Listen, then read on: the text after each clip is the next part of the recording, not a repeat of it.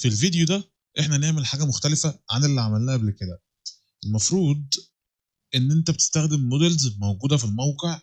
موديلز ديت مش بتاعتك، وانت عايز تعمل حاجه خاصه بيك وتبدا ان انت تشتغل بيها، وممكن ان انت تتربح منها. احنا ما اتكلمناش على حوار الربح دوت من الاول عشان اسيبهولك في اخر حلقه او اخر فيديو، اللي هو ممكن يكون الفيديو الجاي او الفيديو اللي بعده، مش متأكد.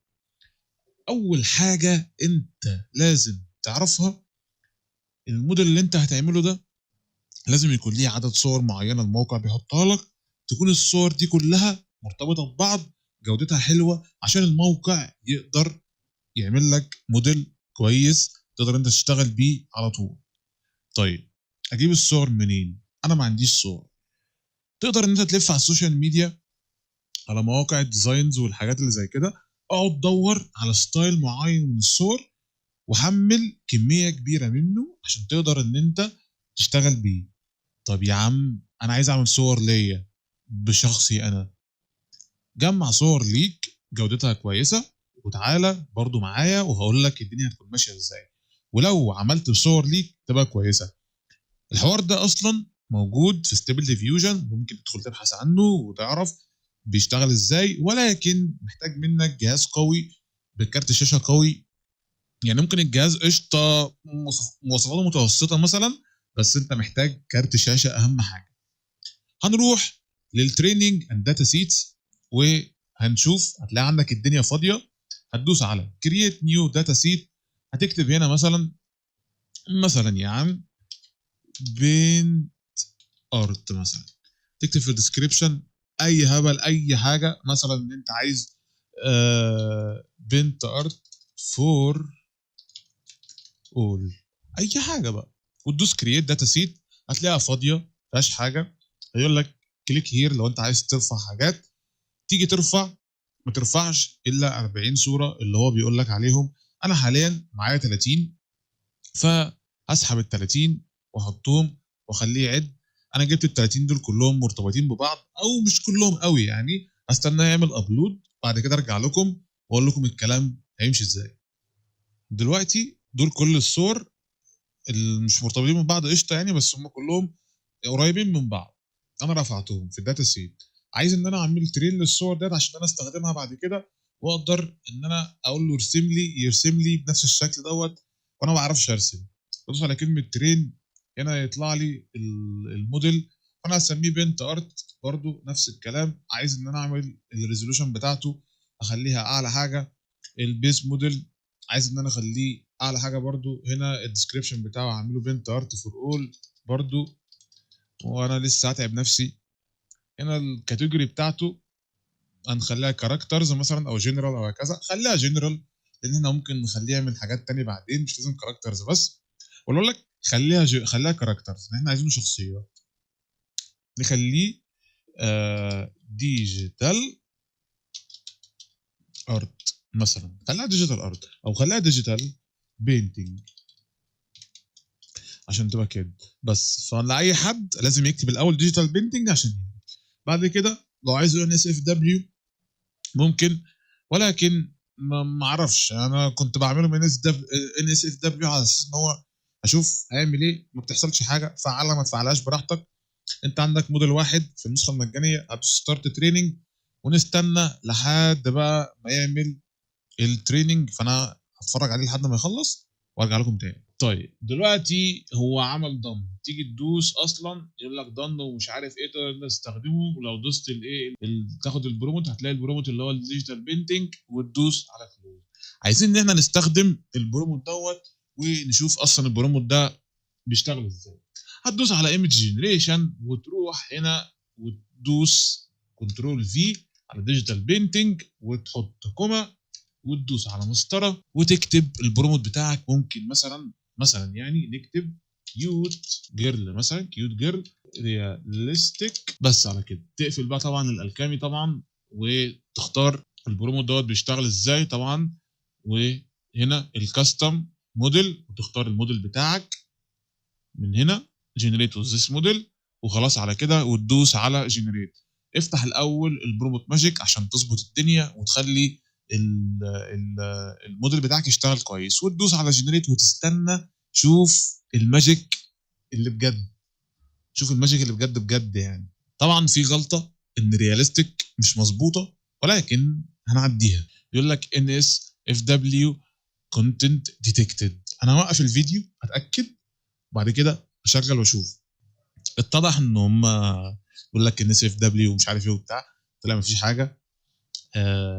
صوره حلوه جدا جدا، الموديل اشتغل وبقى جامد. ممكن ان انت تعمل اي حاجه بالموديل ده. مثلا احنا نشيل دي وندور على حاجه زي كده احنا كنا مستخدمينها قبل كده، ودوس على جنريت.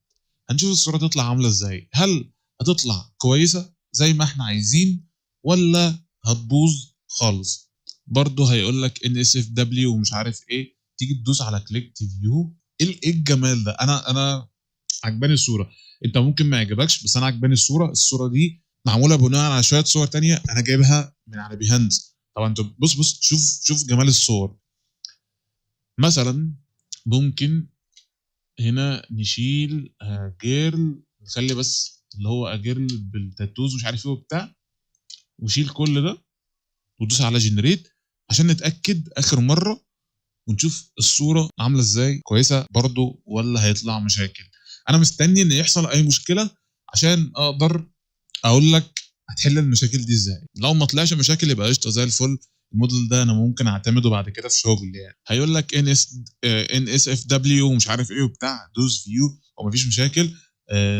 الصوره طالعه كويسه جدا. الصوره طالعه كويسه جدا، ده بناء على الصور اللي احنا حاطينها. مفيش غلطه، الصوره طالعه مرسومه كويسه جدا. احنا هنا هنعمل الايمج تو ايمج، بس الاول هنشيل البروموت ماجيك عشان نشوف الايمج تو ايمج عامله ازاي. هحاول اشوف صوره عندي، صوره مش مرسومه، ونجرب عليها نشوف هل الصوره ديت هتطلع كويسه ولا لا. ولنفترض ان انا اجيب الصوره بتاعتي انا، صوره كنت بترول على واحد يعني وبتاع.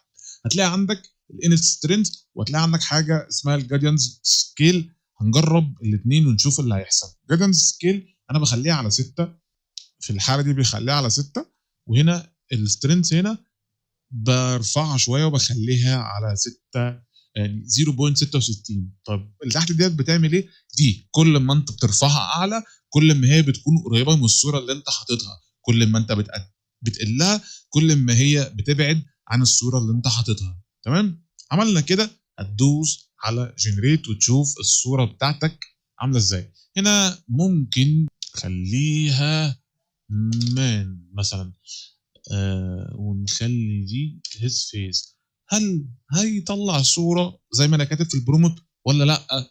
خلينا نجرب ونشوف. هنستنى شويه ياخد وقته ويعيش مع نفسه، ونشوف الصوره تطلع كويسه ولا لا. لو طلعت كويسه هعتمد الكلام ده. لو ما طلعتش كويسه يبقى احنا هنبعد جدا عن ايمج تو ايمج وخلاص. على كده هيقول لك ان ستيف دبليو مش عارف ايه وبتاع، دوس كده.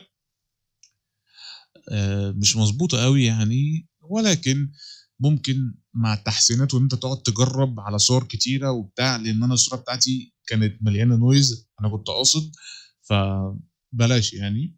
هنجرب بعد كده على الايمج بروموت ونحط صوره برضو من على الجهاز ياخد الريفرنس منها. اختار صوره مختلفه وليكن صوره اسماعيلز، ده يوتيوبر، فناخد صوره اسماعيلز مثلا ياخد منها ريفرنس.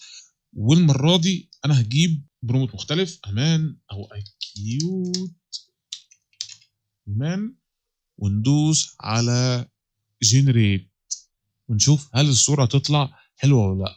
ممكن نستخدم ايمج تو ايمج على صوره اسماعيلز برضو، لان هو متصور بكواليتي كويسه. تشوف هل هتظبط ولا مش هتظبط.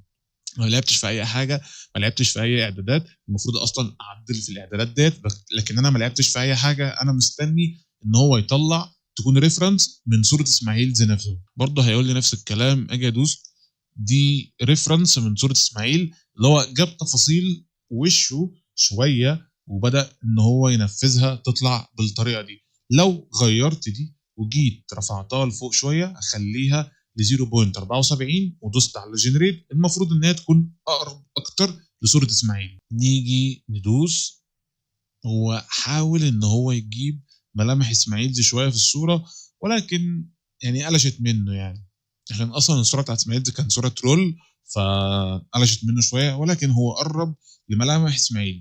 تعال نجرب نعمل ايمج تو ايمج على صوره اسماعيل برضو، ولكن صوره مختلفه عن الصوره دي.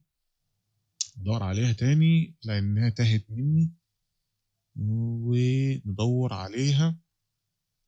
نجيب الصوره دي، الصوره بتاعته جودتها كويسه، مش هلعب في اي حاجه، انا هخلي كل حاجه زي ما هي، وهدوس على جنريت. طبعا انت هنا كل ما تغير ابعاد للصور كل ما هتلاقي بياخد توكنز مختلفه. يعني انت ممكن لو واحد لواحد ياخد منك توكن او 2 توكن على حسب لو انت مشغل الماجيك بروموت ولا لا، او بروموت ماجيك ولا لا، هياخد منك عارف كذا كذا كذا كذا كده. فانت اقعد جرب، هتلاقي البروموت او الاعدادات بتغير من التوكنز بتاعتك. لو دوسنا على فيو، لعب شويه في الصوره رسمها، يعني دي حلوه، دي عجباني جدا ان هو خلى الصوره او خلى جسمه مرسوم. ممكن اقدر ان انا اشيل الخلفيه واخلي الخلفيه بالوان جريدينت الوان يعني وكده، تطلع صوره كويسه جدا، وابعتها له واقول له اتفضل اخيرا عملت لك الصوره بتاعتك بالاي اي، لان انا بحاول بقالي فتره ان انا اتمرن اي اي على الصوره دي، فطلعت حلوه جدا. بس ده درس عن استخدام الايمج تو ايمج، نجح معايا يعني. دي المحاوله الناجحه اسماعيل، مش للشغل الايمج تو ايمج عموما. يعني صوره اسماعيل اخيرا نجحت ان هي مرسومه. هلعب تاني شويه واحاول اطلع نتيجه كويسه على نفس البروموت، ان شاء الله يظبط. في الدرس الجاي هنتكلم عن حاجه جديده، وهي الاي اي كانفاس. خليك متابع لان دي اجمد حاجه انت ممكن تشوفها بعيد عن اي اي للصور انت استخدمته، ما عدا ستيبل ديفيوجن، عشان ستيبل ديفيوجن رايق.